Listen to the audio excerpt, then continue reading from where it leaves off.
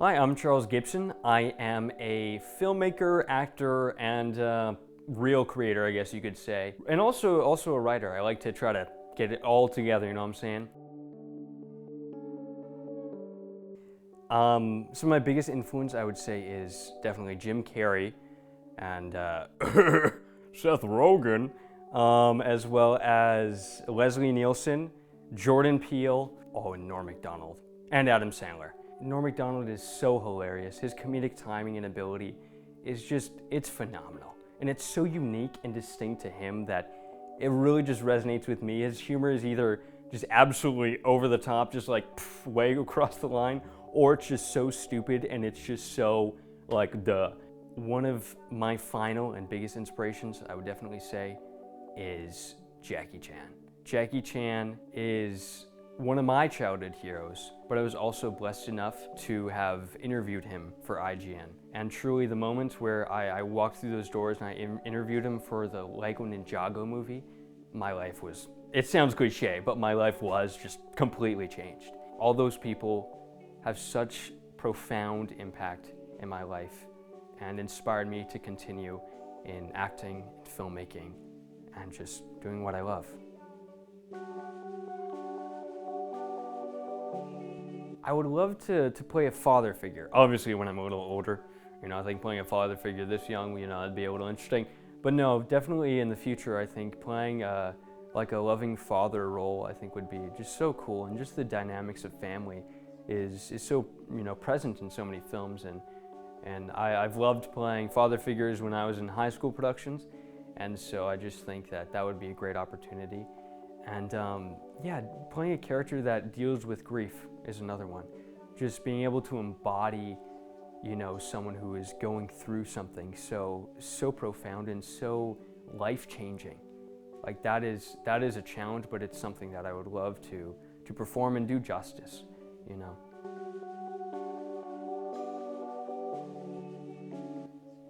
I would say probably the most challenging and rewarding is when I was in my senior year of high school.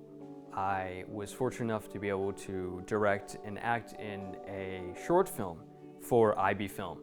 And if anyone who has tried to make a student film before, and especially if it's like one of your first times, it takes a lot, and a lot more than you'd realize. And the reason why I say that's the most challenging and rewarding is it's challenging because we decided to make it set at night during summertime. So if people have curfews at like 10, 11, well, that's kind of rough because it gets dark at like 9:50.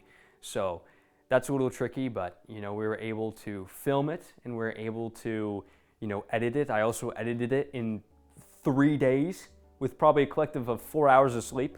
So very challenging, but ultimately the reward was showing that short film that I was able to direct and act in to my teacher, have him pull me aside and be like good job. Like this is really incredible.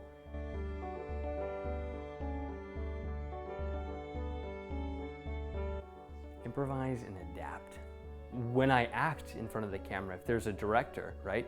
When I'm not directing and I'm taking notes from a director, after each take, he'll have a note to be like, okay, maybe say this in a way that you actually really feel that you're truly at odds with this because you're conflicted or whatnot, and he'll give you beats, to hit.